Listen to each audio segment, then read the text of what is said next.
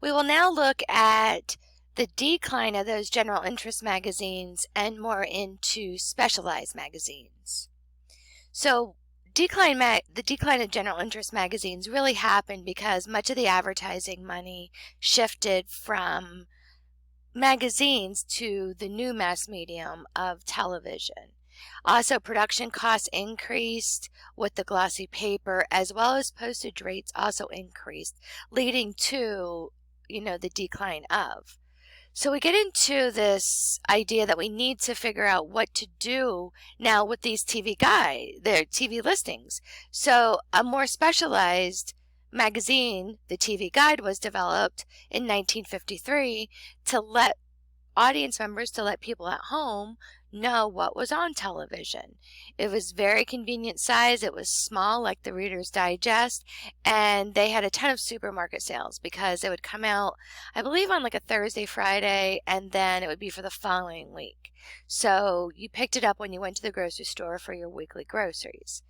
Other types in 1974, People, which you're familiar with, People magazine. This is where that celebrity craze started to happen, and a lot more Hollywood drama came into play. Again, supermarket sales, typically right there at the checkout, and showed a profit in 2 years, which was really unheard of for any type of media at that point. Highly specialized magazines appealed to narrow audiences, which in turn had advertisers looking at that target audience to specialize into those niche markets.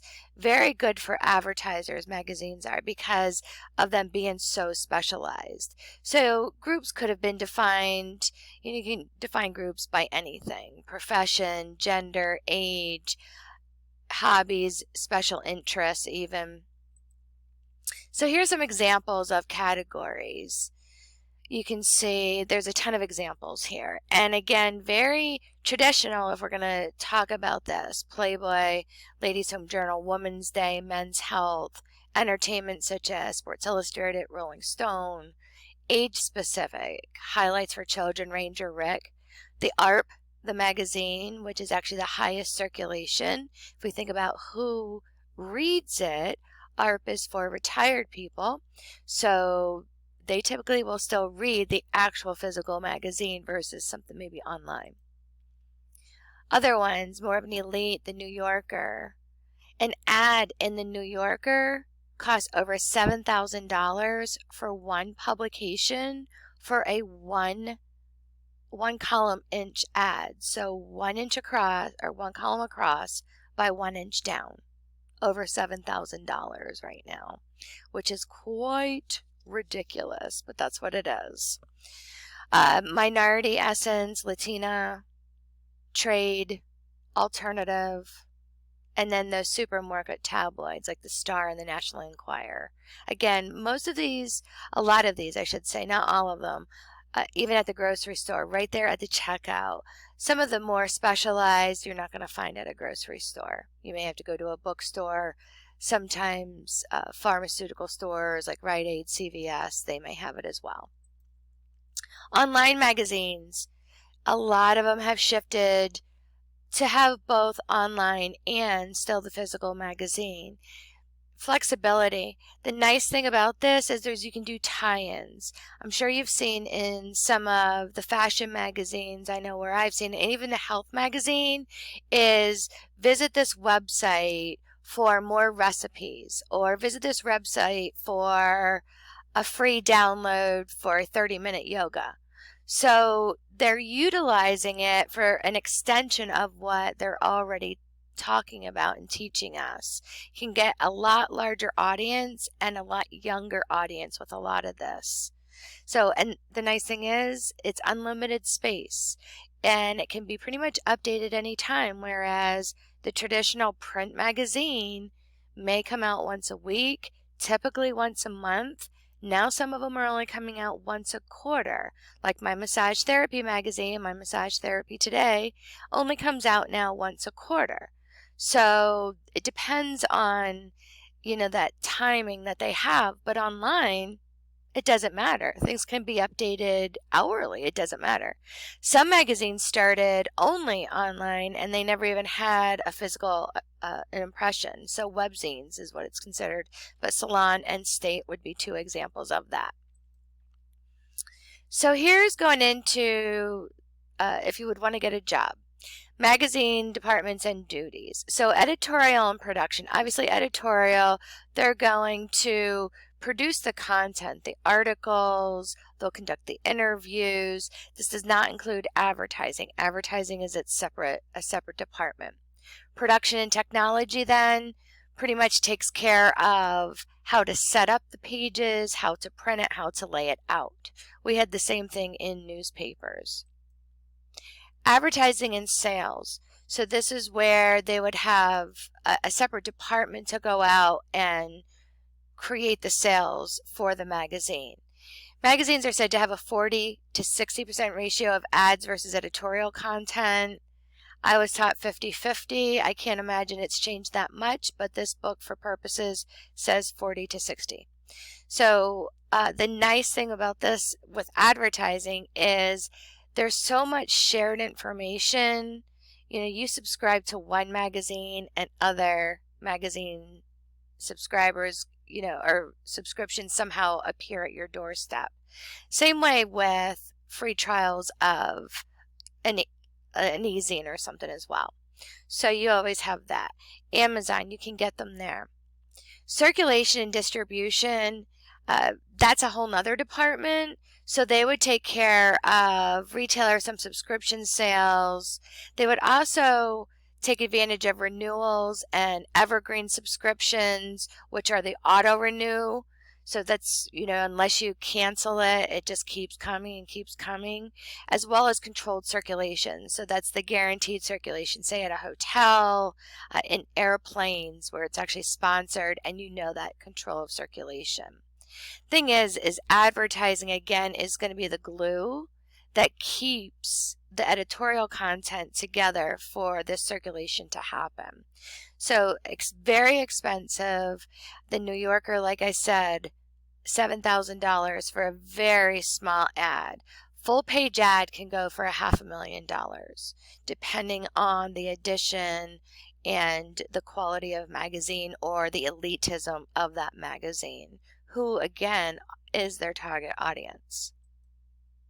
You can see here magazine brand by audience distribution. This chart is a little old, so I know there's some updated information.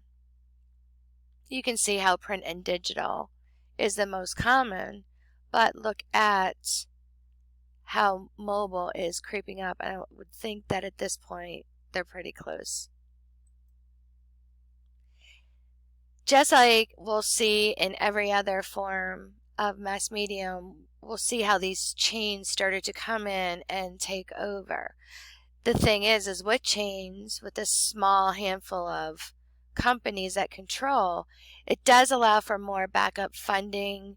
It can cut costs because there's a central production place. So there's not a need to have all these local or regional, you know, locations. And here's some major examples here. Condé Nast, Vanity Fair, GQ and Vogue, Time, People, Sports Illustrated. So there's additional revenue then by creating magalogs as well. So you might subscribe to those, or it might be a type of paywall that you would have to pay to see something.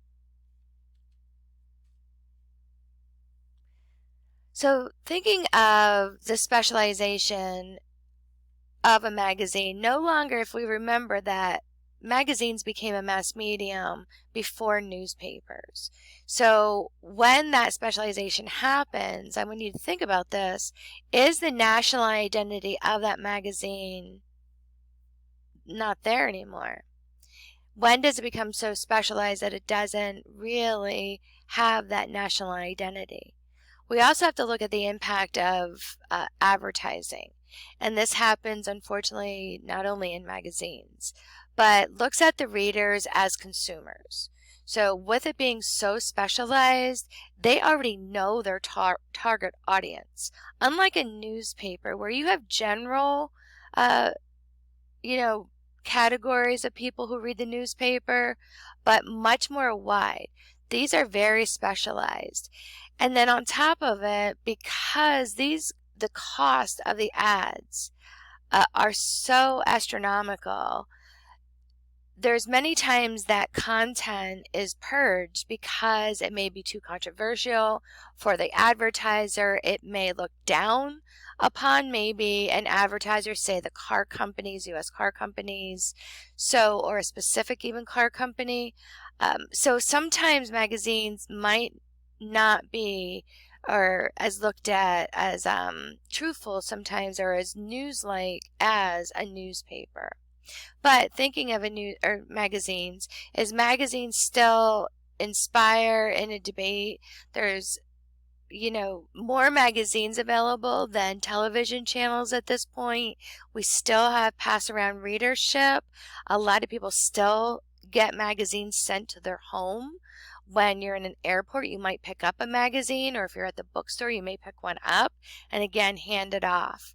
So there's a way that magazines sort of unite dispersed groups, because it is specialized, but you have that identity of, say, massage therapy or cycling or guitar playing or bands, being in a band. So you have that even though it is very dispersed around the world at this point. And magazines always can inspire just a discussion of what is the hot topic and go into depth a little bit more detailed than a newspaper article. So to wrap things up, specialized magazines are where we are today.